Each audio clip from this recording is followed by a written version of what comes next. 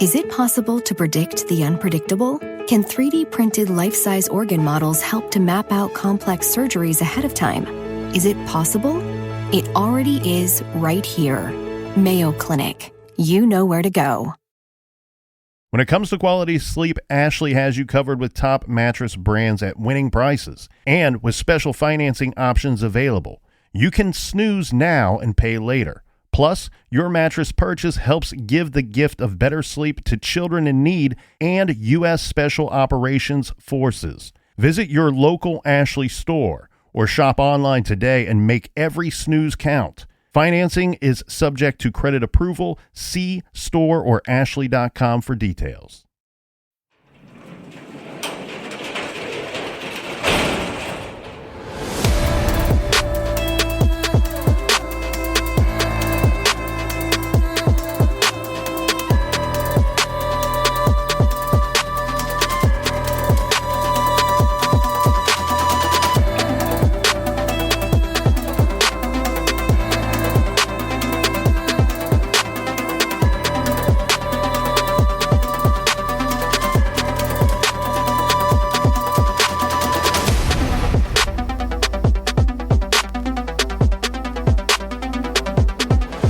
Welcome to True Crime Garage. Wherever you are, whatever you are doing, thanks for listening. I'm your host, Nick, and with me, as always, is a man with a sour reminder that there is no mathematically possible way that your fantasy team will make the playoffs this year. Ladies and gentlemen, here is the captain. It's just another day here in paradise. It's good to be seen and good to see you. Thanks for listening.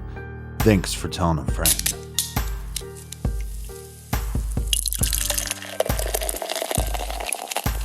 This week, we are very excited to be featuring Angel of Abomination by the brilliant brewers over at Track 7 Brewing Company.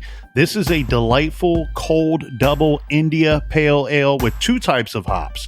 ABV, 8%. Garage grade, 4 and a 5 bottle caps. And here's some cheers and thanks to our friends that helped us out with this week's beer run.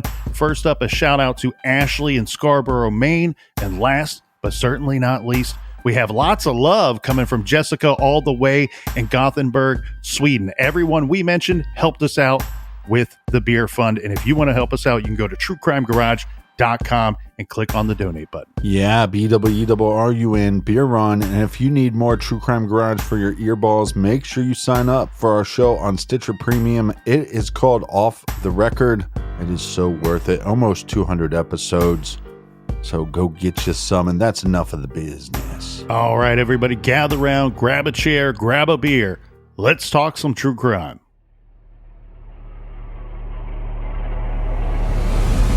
At least 7 women stabbed and murdered. A series of murders in the Connecticut River Valley.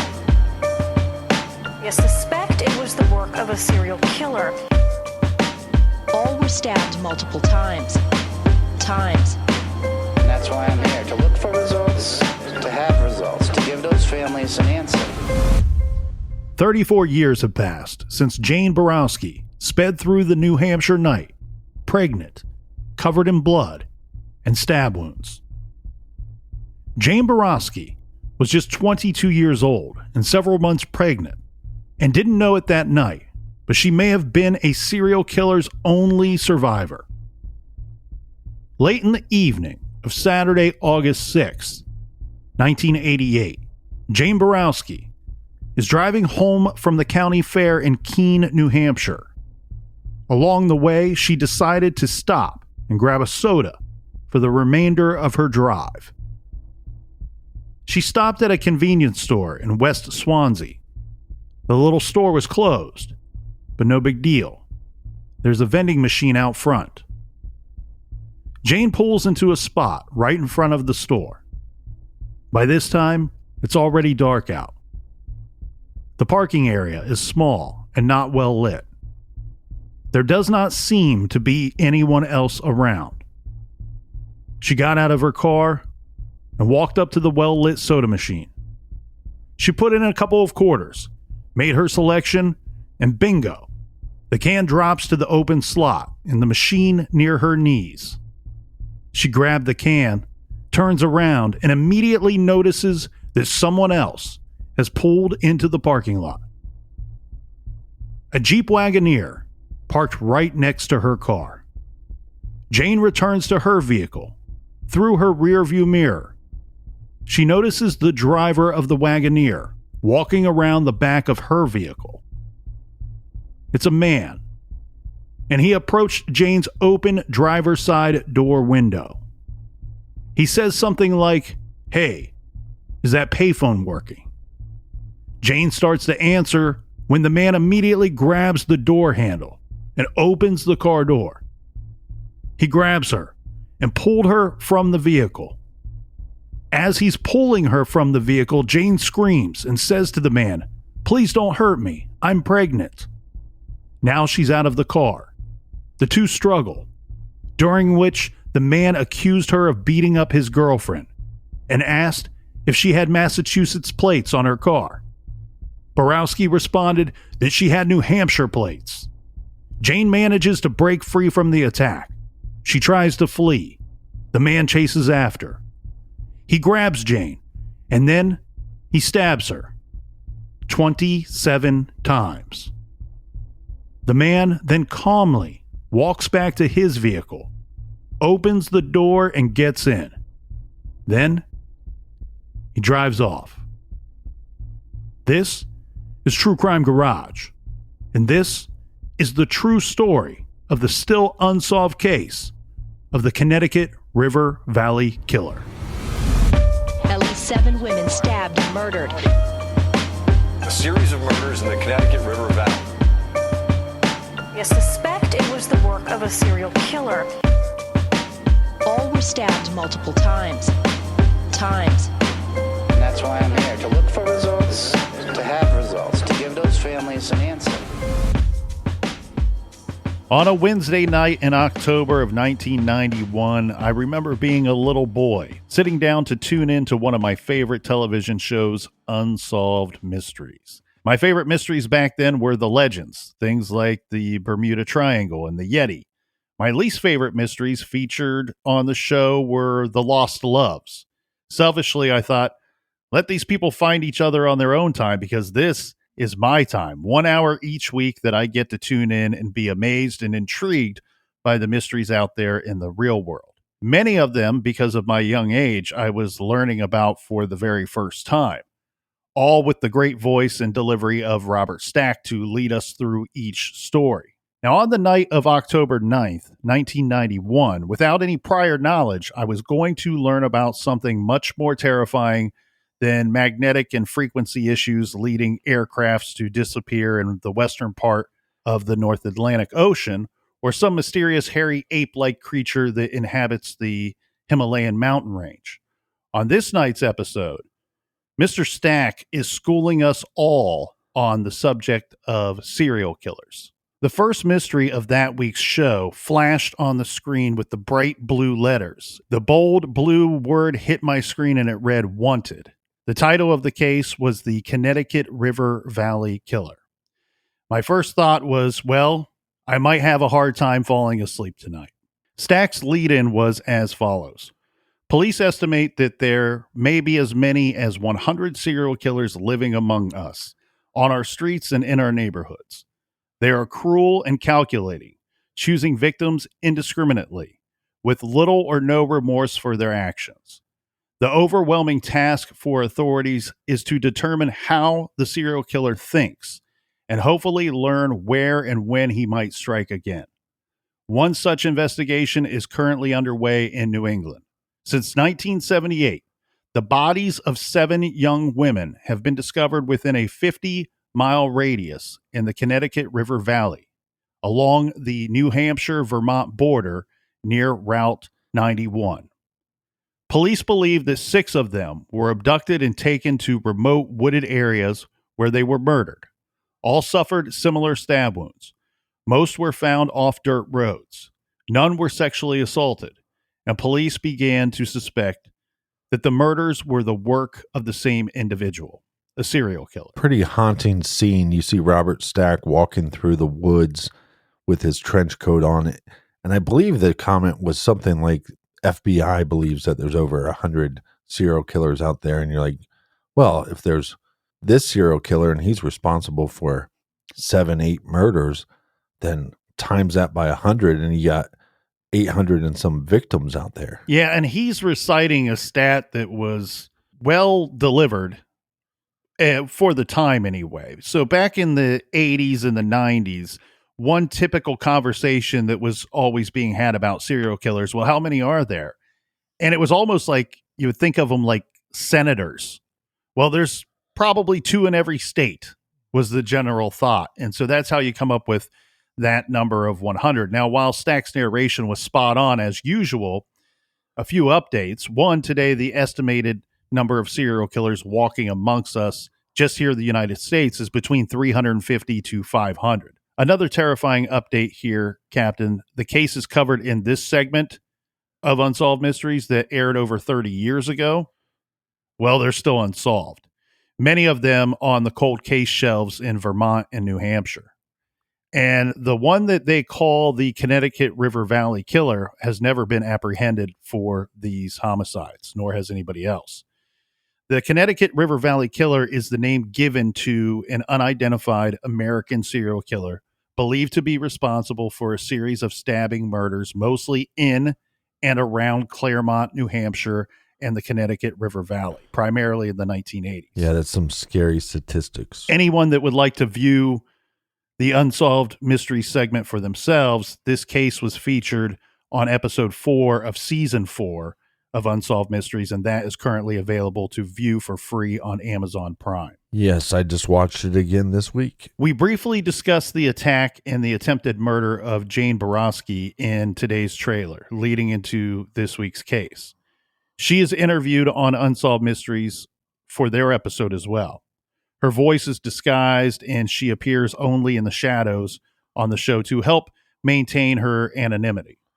Now, keep in mind, if she is, as the show portrays, the only living survivor of this killer of women, well, this is for not just for her safety, number one, and the safety of the case as it stands, because if they can prove that any of these cases are in fact connected to each other or to the horrifying attack that took place and nearly killed Jane Boroski some 34 years ago, well, then she would have been paramount to the prosecution in the state's case against the offender once identified, arrested, and charged. Right. A Vermont newspaper, this is the Rutland Daily Herald, did a follow-up article on the show's coverage of this case. Now, keep in mind, at the time, in the late 80s, even into the early 90s, this case had many of the women in the area terrified. And of course, the case had the detectives perplexed. Nobody could really agree if these cases were all connected or how many of them were connected amongst the cases that they had outstanding. The detectives had some leads, but one thing that we are going to see in this case, Captain, is that the remains of some of these victims were not located for a considerable amount of time. This, of course, causing a major issue for these investigations. Remember, we've discussed this all the time here in the garage, that time is the killer. Time is the killer of evidence, of witnesses, of their memories, what persons with key information in any case can verify or even remember. Time does not help as it goes by these investigations. Well, in this area, too, as well, it's heavily wooded area, New Hampshire, Vermont area, a lot of back roads, a lot of places to hide bodies. Here's a good summary of that follow-up article. The headline was exciting and intriguing, and it reads, Mystery Show Leads to Tip on I-91 Murder. In fact, the article states that the New Hampshire State Police received about 800 tips from around the nation since Unsolved Mysteries aired their coverage of the case months earlier. The article goes on to state that the New Hampshire and Vermont State Police are investigating crimes, including the murder of Barbara Agnew, a Norwich nurse who disappeared January of 1987 from a rest area off of northbound Interstate 91 near White River Junction. Barbara's body was found 11 weeks later, 89 feet off of an isolated road in Heartland. Police said her death was caused by multiple stab wounds.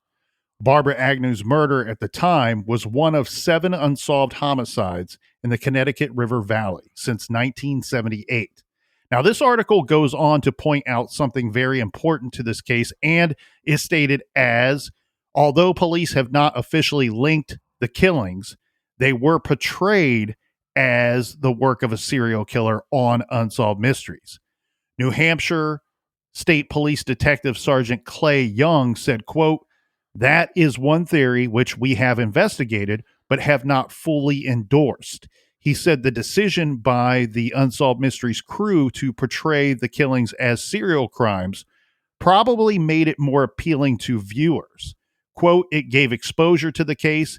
It did generate phone calls from all over the country. Anything that keeps it in the eye of the public, we welcome," end quote. It's really hard to definitively connect these cases because the physical evidence there was so much decay that we have a lack of physical evidence in these cases. Some of them are not found for weeks, months, or even years after they disappeared. And like the captain pointed out, many of these victims are believed to have been stabbed to death. That gets a little complicated when you have such decomposition with some of these victims to actually discern exactly what took place or how the victim may have even been killed. Let's get into the victims here and some of the victimology in this case. The short version of it is this, that for roughly 10 years between 1978 and 1988, 8 women were murdered in the Connecticut River Valley region that straddles the border of Vermont and New Hampshire.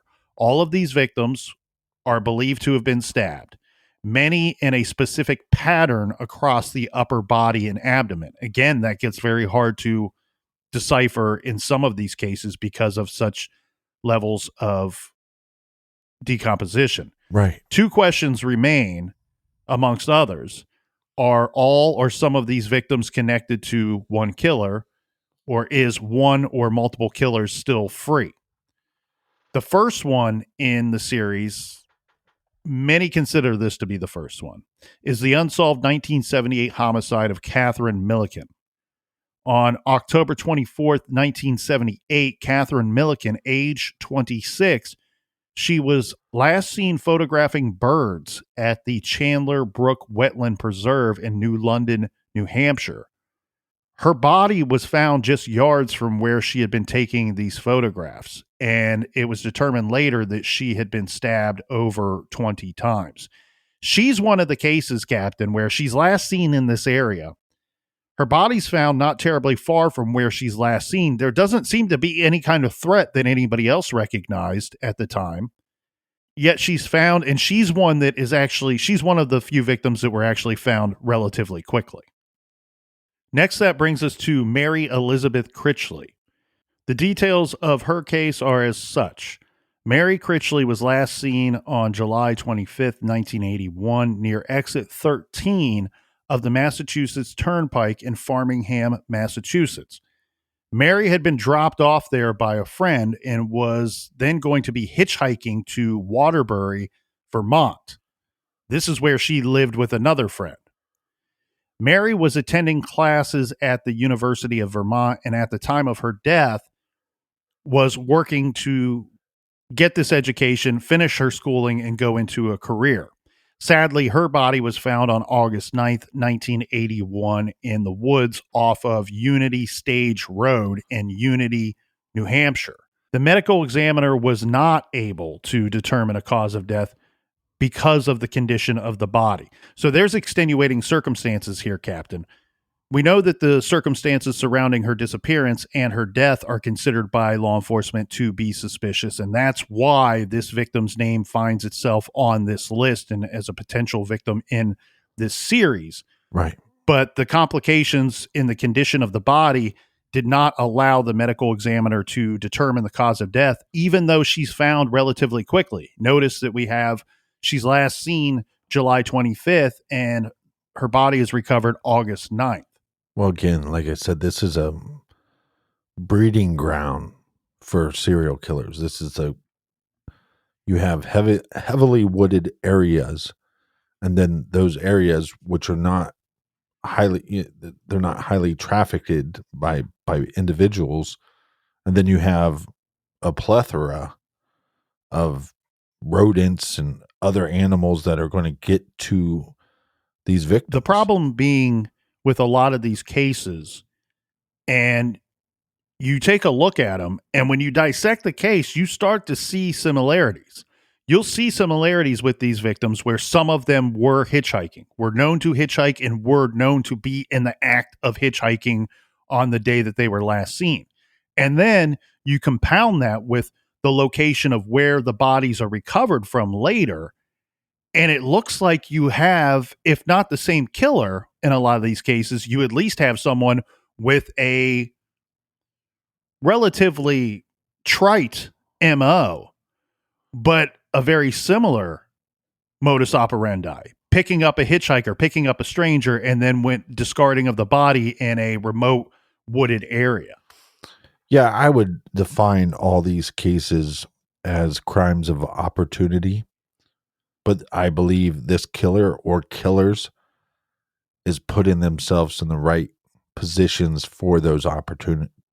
I think you're spot on, and the experts would agree with you in this case, Captain, that you're exactly right. These are mainly victims of crimes of opportunity.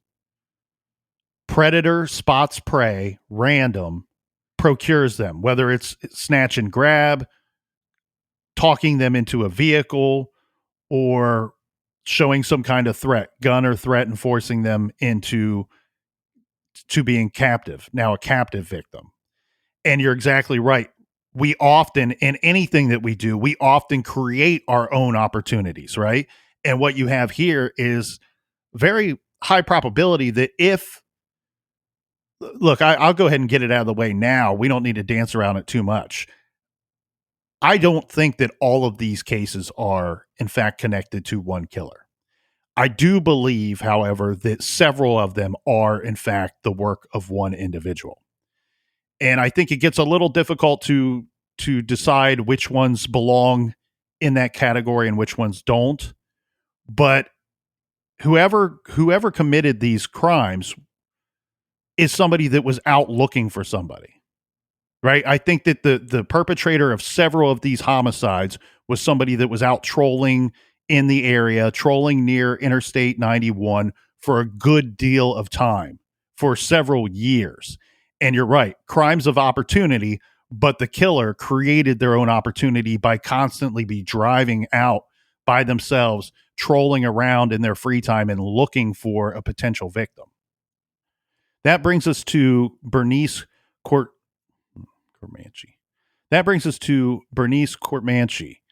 She was only 17 years old. She was last seen alive around 3:30 in the afternoon on May 30th, 1984.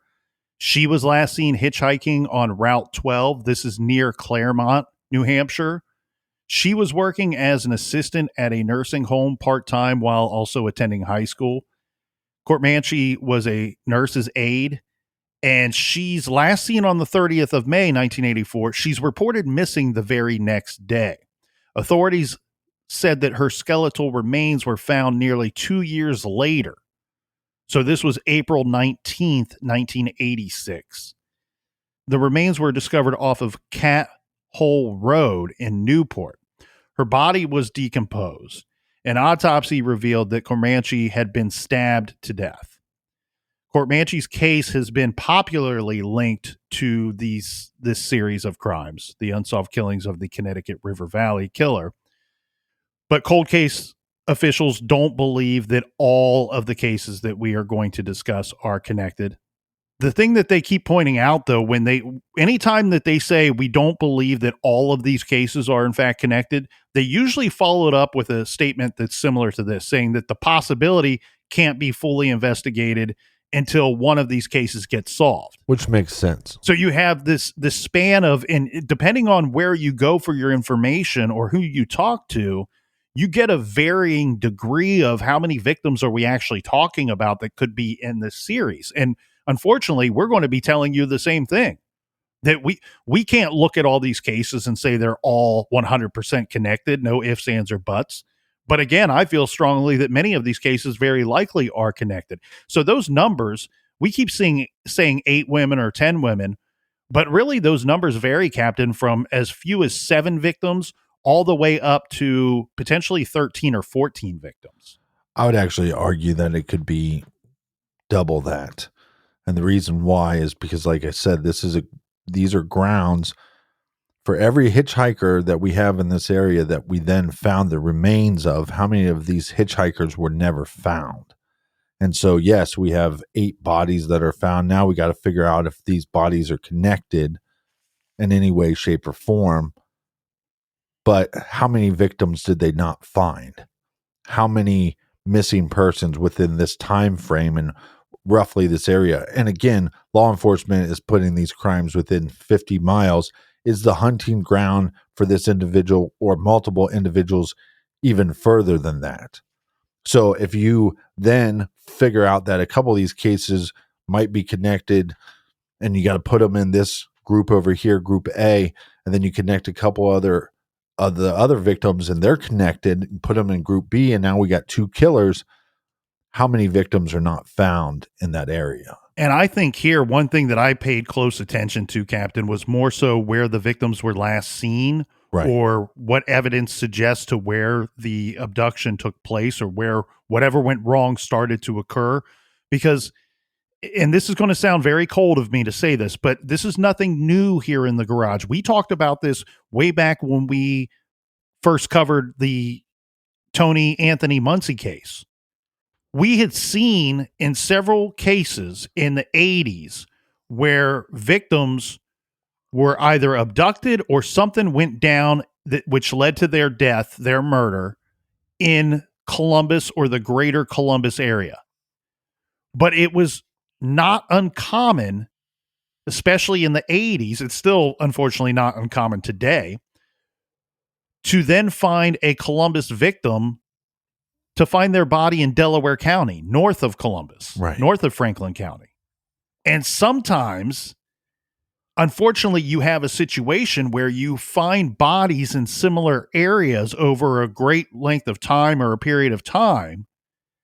And it doesn't necessarily mean that all the cases have to be connected. Sometimes, unfortunately, again, this is going to sound cold, but sometimes there's just good places to put a body, and therefore people do it. Well, and it's an easy place because of the terrain, just to get lost. Yeah, and you see that in the Unsolved Mysteries coverage too, when it shows Robert Stack and then later shows the psychologist who helped police on the case, them walking through this wooded area. And very quickly, when you're looking at this segment and you see them in the woods, you go, yeah, I kind of get it why somebody would place the body there. And that you have these cases where the remains are not found for months or even years. We have 2 years, almost 2 years in this last case that we just talked about, in Bernice's case.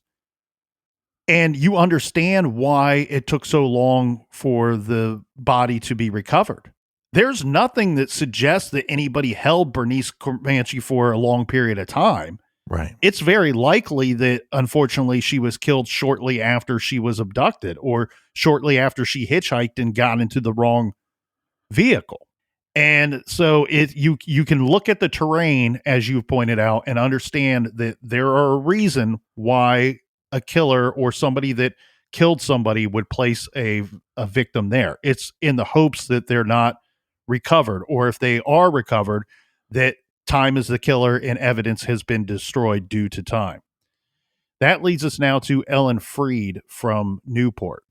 She was age 26 when she was last seen talking on a payphone. She was talking to her sister on the payphone outside of Leo's Market. This is a convenience store, a small convenience store in Claremont. This took place July 22nd, 1984. Freed's sister would later tell investigators that at one point during their phone conversation, her sister Ellen told her that a car had driven by, and out of fear, Freed had checked to make sure that the engine of her own car was still working, that this car had spooked her, that had drove by. I'm getting the feeling here that she probably saw the vehicle more than on one occasion, if she's checking to make sure that her engine is still working and then noting that to her sister. There's a bunch of things in this case or these cases that bother me or give law enforcement trouble. One is just lack of eyewitnesses. But this case in particular, out of all of them, really haunts me because we've all been there when we've been somewhere or we feel like a car is following us or something doesn't seem right. It seems like in some of these cases, like especially with the hitchhikers, they were hitchhiking and got into the wrong vehicle. Mm-hmm. But in this scenario, she's well aware of what's happening and she's well aware there's something not right going on here. And then she goes missing. Yeah, and her case reminds me, Captain, of Jane Boroski's case, the survivor. And it also reminds me of another one of these cases. I can see some connections in some of these cases and some similarities as we go through these. Now, she's last heard of talking to her sister on this payphone. Then a few days later, Ellen Freed's car was found 2 miles from the Leo's Market, where she was on the phone with her sister. Her skeletal remains were found in a wooded area next to the Sugar River, this in Kellyville, in the greater Kellyville area of Newport, New Hampshire. Now, her remains are not recovered until September 19th, 1985. So again, we have a situation. This is over a year later after she was last heard from, alive and well. The autopsy revealed the cause of death to be undetermined, again, because the skeletal remains were in such a state of decomposition that it didn't really give proof, positive evidence as to how she was killed. However, the circumstances of her disappearance and the findings at the scene where her body was later recovered were consistent with Ellen having been sexually assaulted before her death. The case has been treated as a homicide. Her body was found in the same wooded area as Bernice Comanche. We also have the unsolved homicide of Ava Morse. Her remains were found in Unity on April 25th, 1986. She was 27 years of age at the time that she went missing. She was last seen on the morning of July 10th, 1985, hitchhiking on Route 12 near North Charleston, New Hampshire. The medical examiner determined that Morse had been stabbed to death.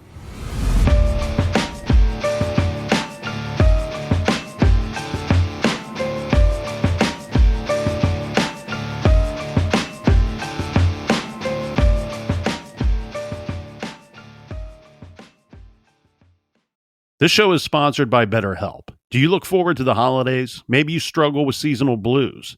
This time of year can be a lot, and it's natural to feel some sadness or even anxiety about it. But adding something new and positive to your life can counteract some of those feelings. Therapy can be a bright spot, something to look forward to make you feel grounded, and to give you the tools to manage everything going on.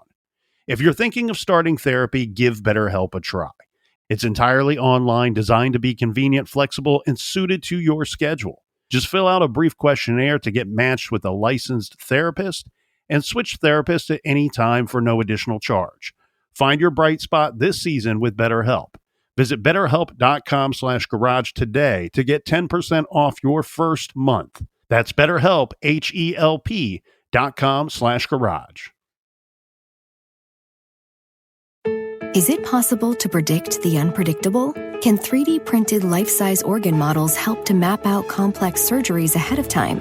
Is it possible? It already is right here. Mayo Clinic. You know where to go. Dreaming of overseas adventures or connecting more deeply with family from afar? Rosetta Stone bridges the language gap. I've tried others, but Rosetta Stone's immersive lessons and voice feedback technology are game changers. Dive into 25 languages by learning intuitively, just like when you were a kid. And here's the holiday sparkle. Grab a lifetime membership now and save 50%. Gift yourself the world. Head to rosettastone.com now and save 50%.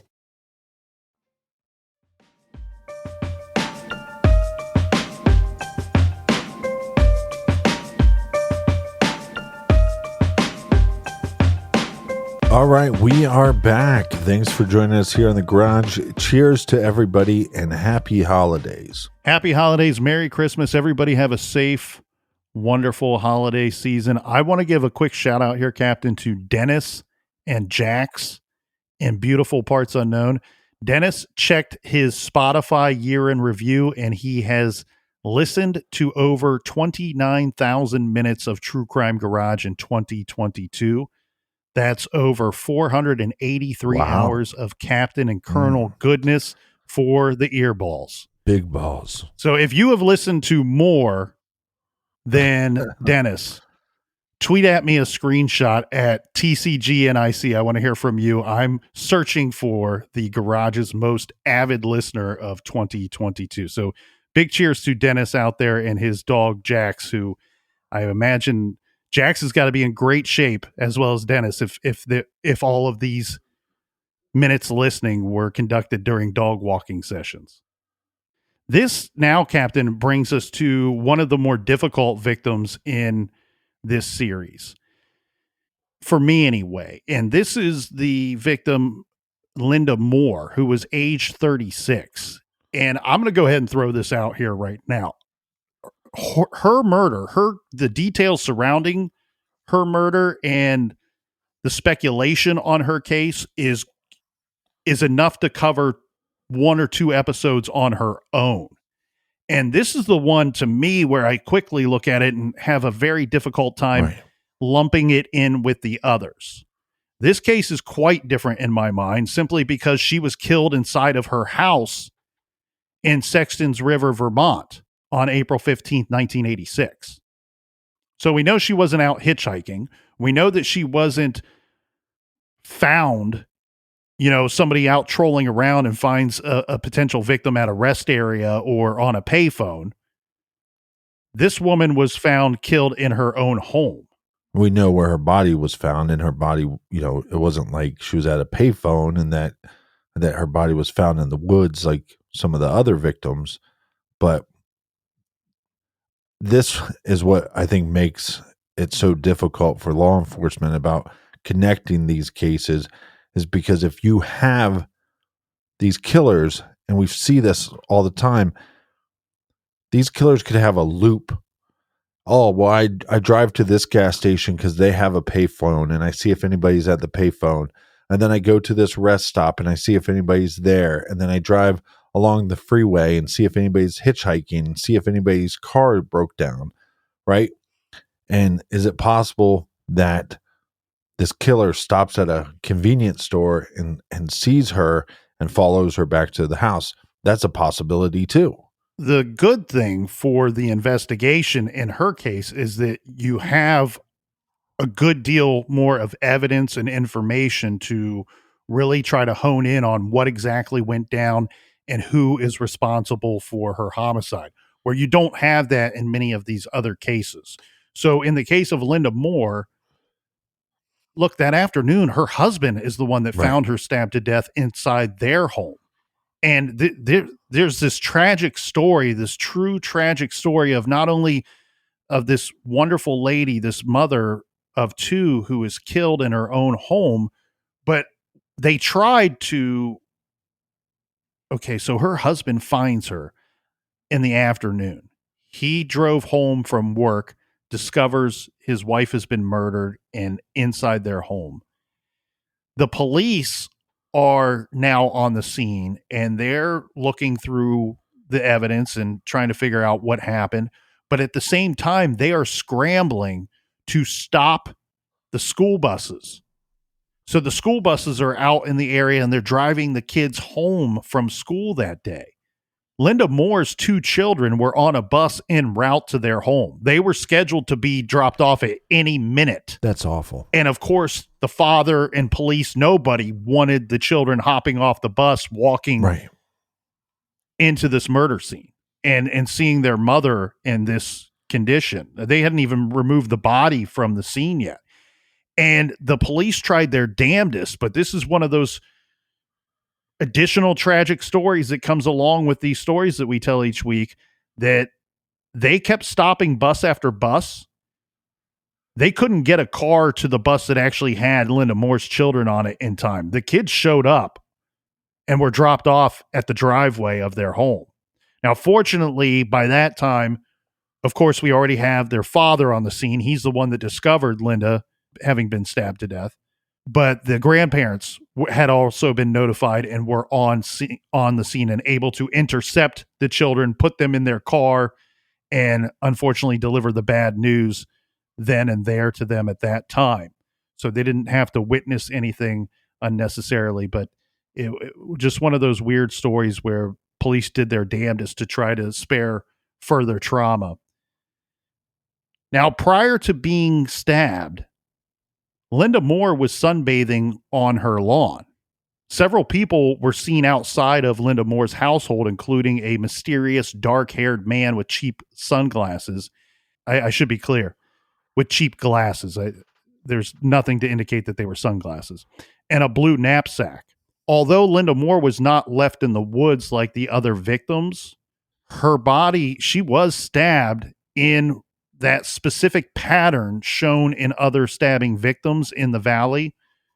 Profiler John Philpin, who we talked about, he's the psychologist that assisted police in this investigation and others related to the Connecticut River Valley homicides. He believes that it's possible that the killer had been interrupted, which prevented him from then moving the body to a more secluded area or more secluded location like we found with some of the other victims. The other thing that gets difficult in these cases, Captain, is trying to determine where the victim was killed. I'm of the belief that it's possible that some of the victims were killed where they were found or near where they were found. But like you had said earlier, there's also the possibility in one, two, or several of these cases, they may have been killed in a vehicle or killed elsewhere and then transported to this secluded area for the purposes of hoping that the bodies would not be found. And like we said, there's not a lot of eyewitnesses that are connected to these cases, so we don't have a vehicle that we're looking at that connects all these cases together. After the murder of Linda Moore, this brings us to what many believe to be the last of the deceased victims. This is Barbara Agnew, who was 38 when she vanished. Agnew was a divorcee with a young son. She was working as a nurse at a cardiac unit. Barbara was last seen at the Stratton, Vermont ski area where she had been skiing with her friends in January of 1987. Her vehicle, this is a BMW, was found at a Interstate 91 northbound rest stop in Hartford, Vermont on the 10th. This is just a few miles from her home. On March 28th, her body was found, and it was determined that she had been stabbed to death in the rural area of Heartland, Vermont. She too displayed that V-shaped stabbing pattern.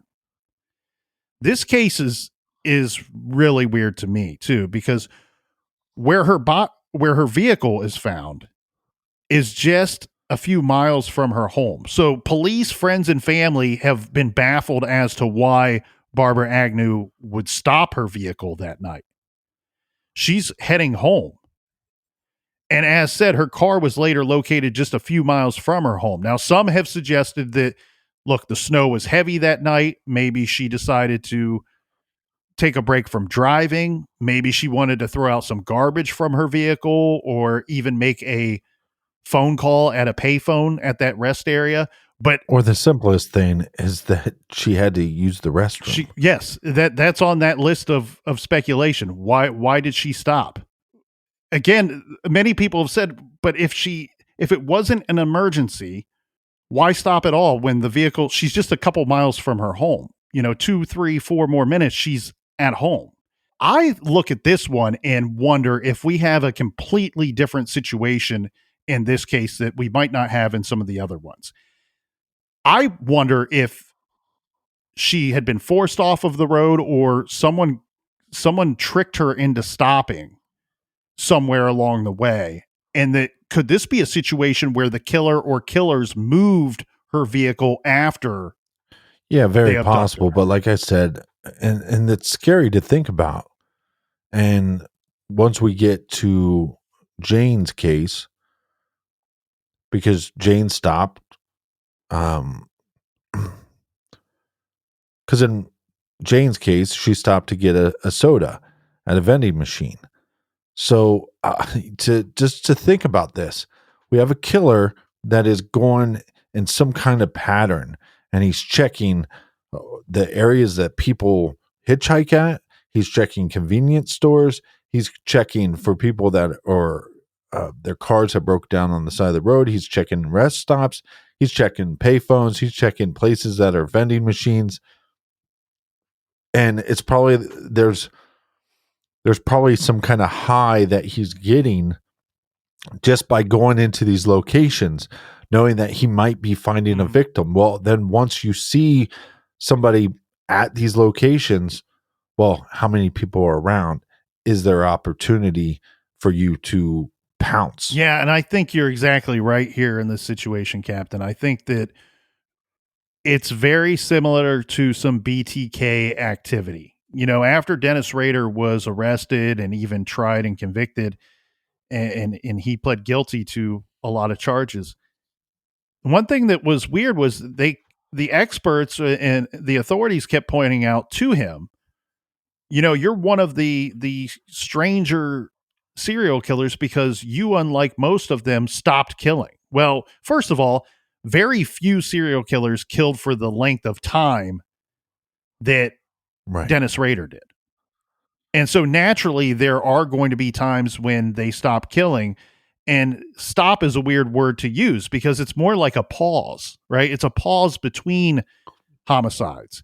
And Rader pointed out, he said, look, no, I never stopped killing.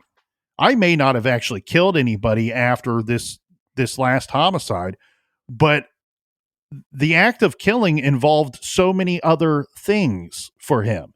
And a large part of that was trolling and driving in the excitement that he got looking for victims, or his projects, as he would later call them. And you may have a similar situation here where this guy doesn't ever truly stop killing. He just didn't acquire a victim. He was always out driving and looking around, and like you said, had his spots where he would like to go, these hot spots that he's checking for a potential victim. And a payphone, given the time frame and given the cases that we've brought up and the victims that we've brought up, payphones seem to be wrapped up into a lot of this guy's trolling or the methods that he's using.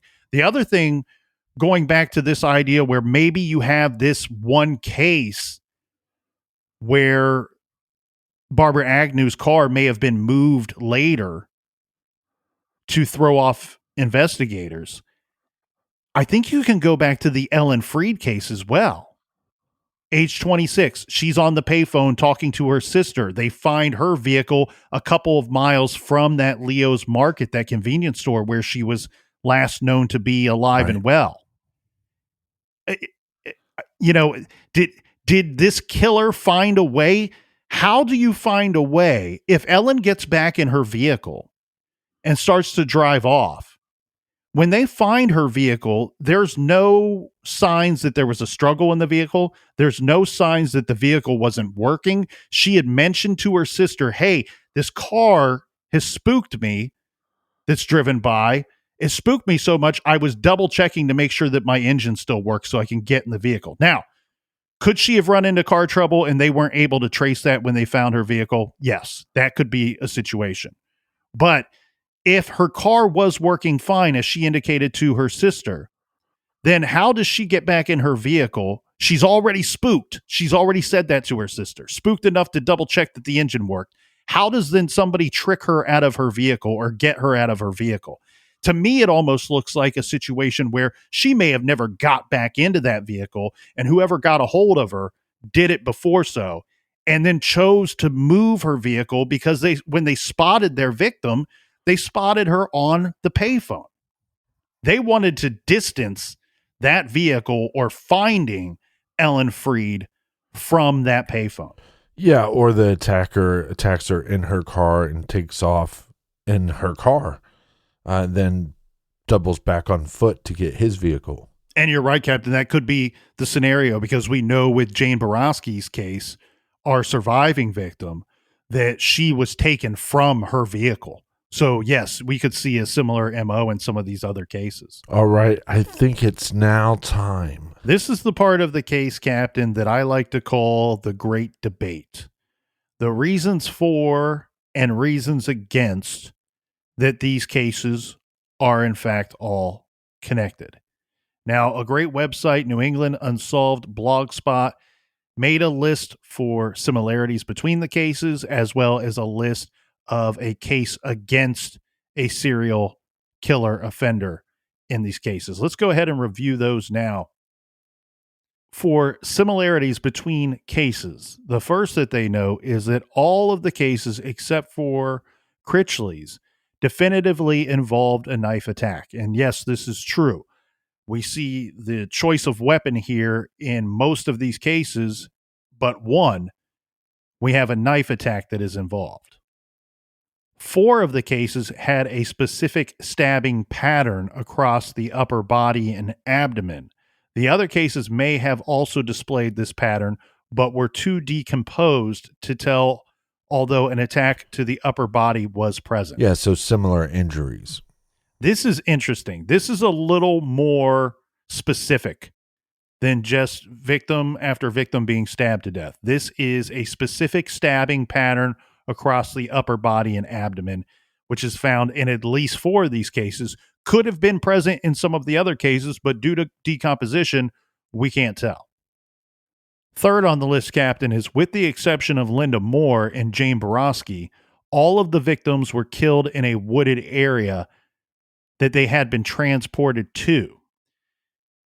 Whether they were transported there and then attacked, or if they were attacked and then transported afterward, that is certainly up for debate. But what we do know is that with Jane Boroski's attack, her attacker attacked her in that parking lot, in that small parking lot of the little convenience store that was closed, and essentially just left her there to die. And as you pointed out, may have even thought that she was close to death when he left her.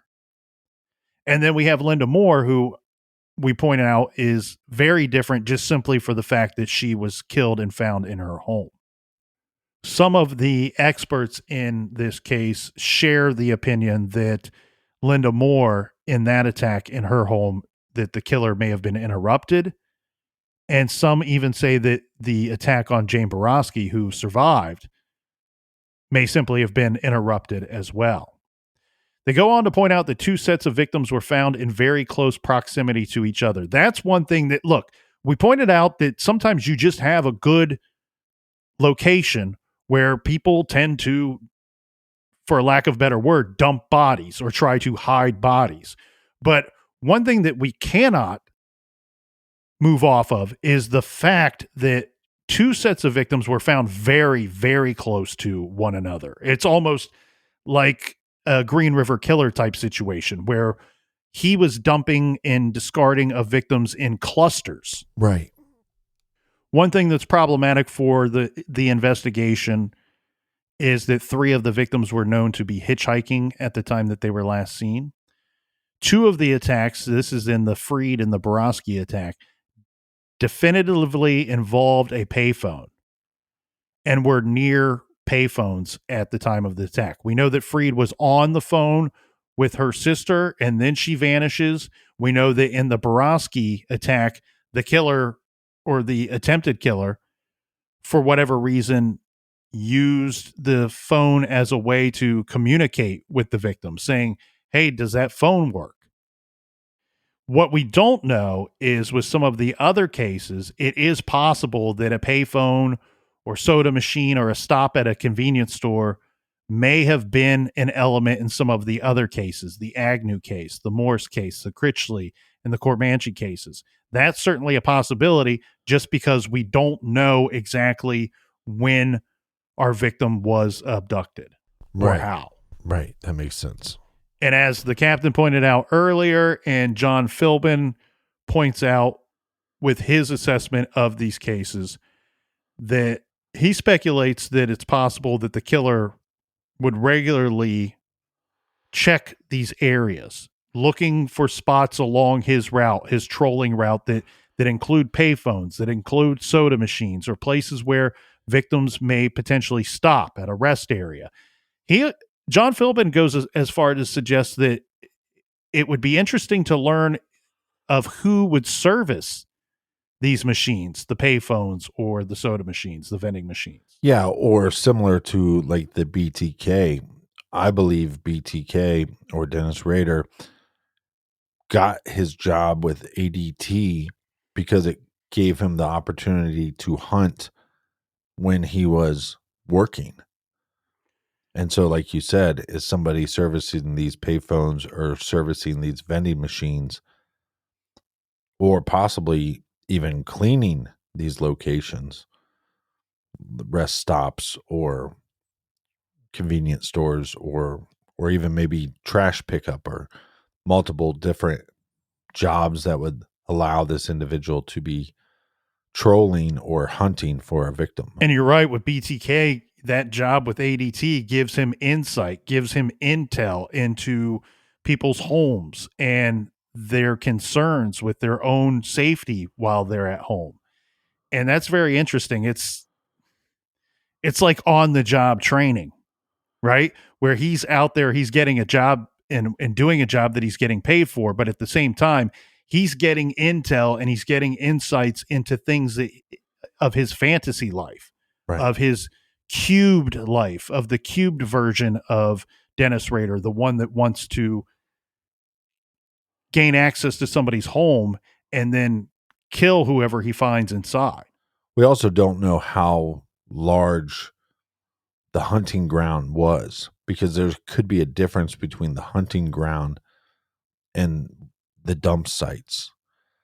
So there could be a smaller area where this person can go out. Oh, I'm going to tell my wife I'm going to the store real quick to pick up a couple items, but I can drive around for about 30 to 40 minutes without her suspecting that I'm doing this.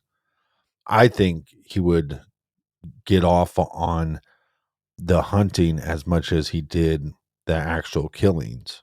I think you're right. And I think that there's plenty of evidence to suggest that you're right in this case here.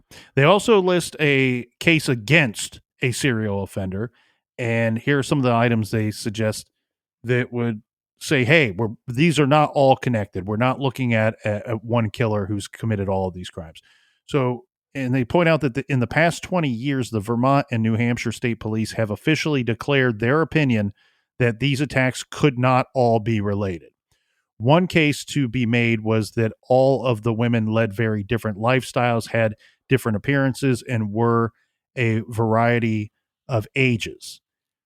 They go on to point out that serial killers often work within a particular group, such as young women with blonde hair.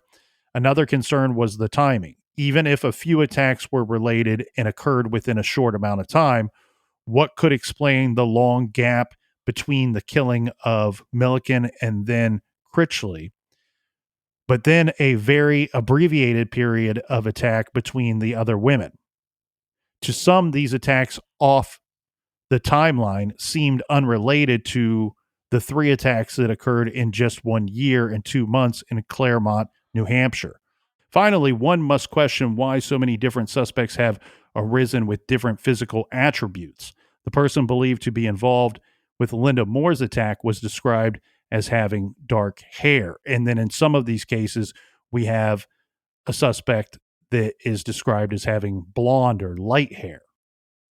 I think that this list here is a little problematic.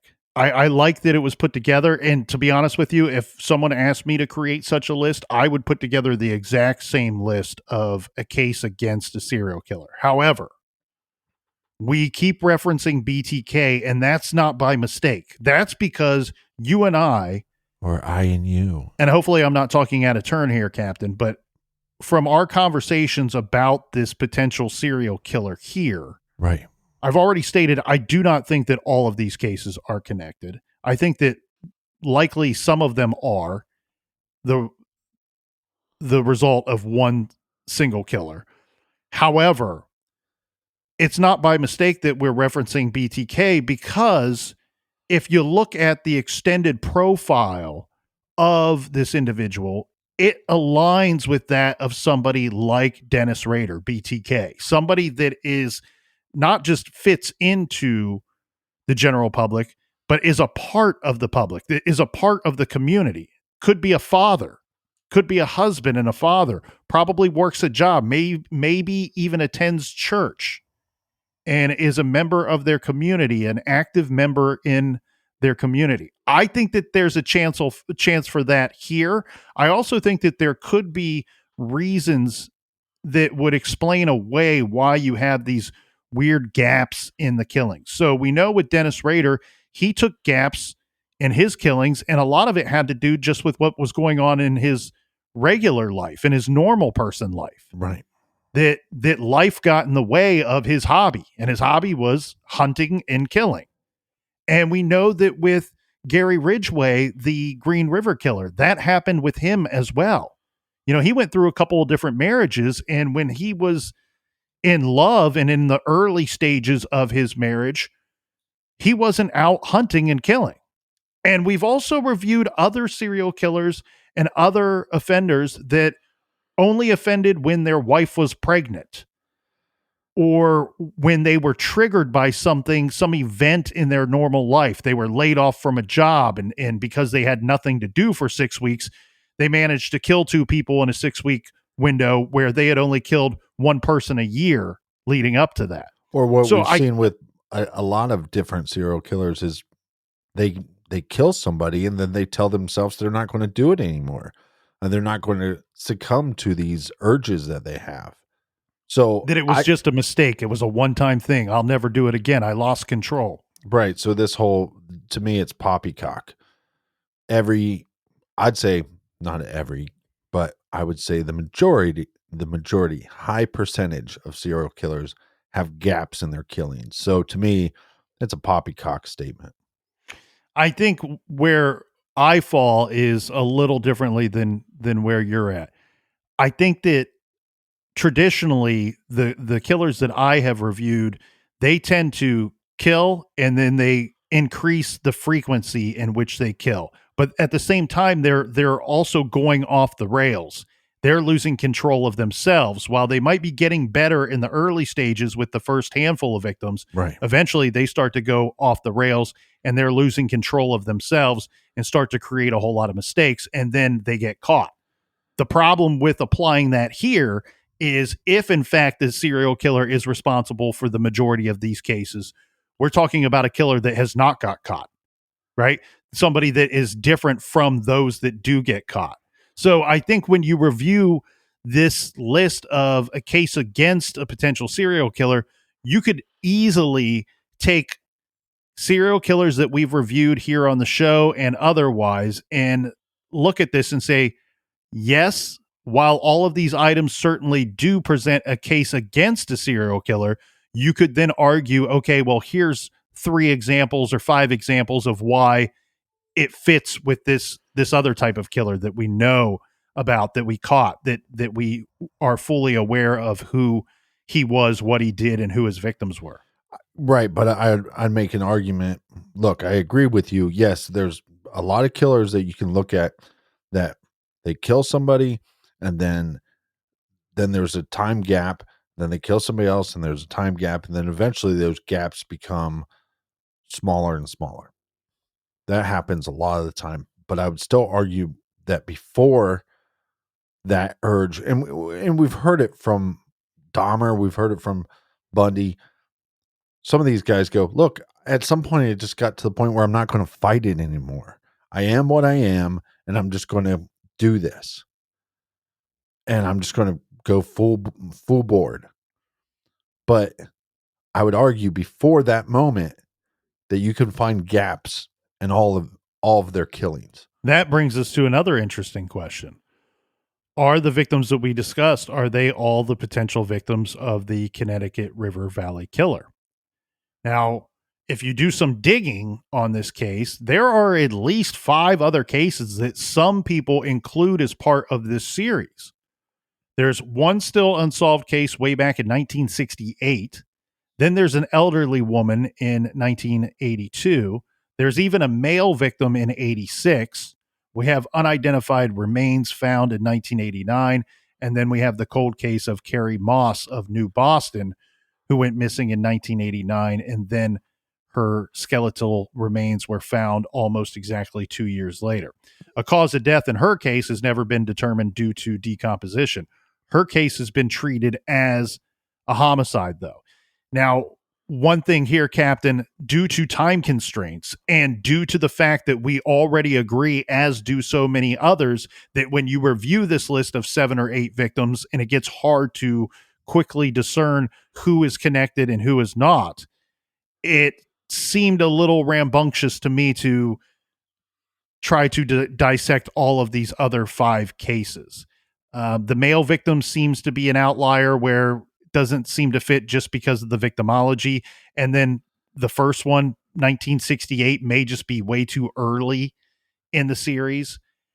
And then you have the complications with the cases in 1989 with the unidentified remains, and then the cause of death unknown in the Carrie Moss case. Well, again, we don't know if these killings just stopped or if this killer relocated. And for armchair detectives out there that want to do a little further digging themselves, the New Hampshire Department of Justice has a victim map that is helpful. It's not limited to the River Valley case, but if you go to doj.nh.gov,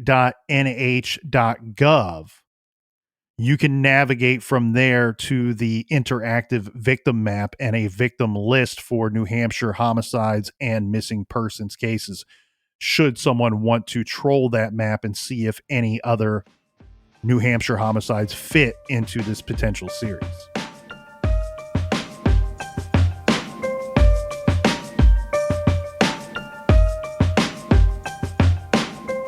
Want to thank everybody for joining us here in the garage. So much more to get to in part 2. So stick around, why don't you? And until then, be good, be kind, and don't litter.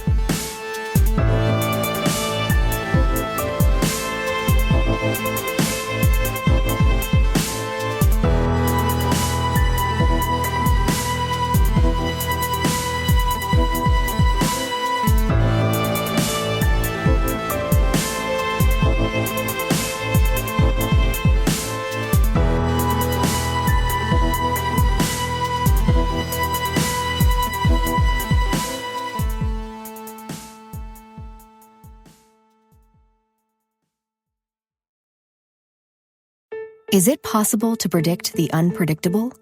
Could surgeons use a patient's own anatomy to create 3D printed life-size organ models to map out challenges ahead of time, making surgery more precise, efficient, and less invasive? Is it possible? It already is, because every day we're doing what's never been done.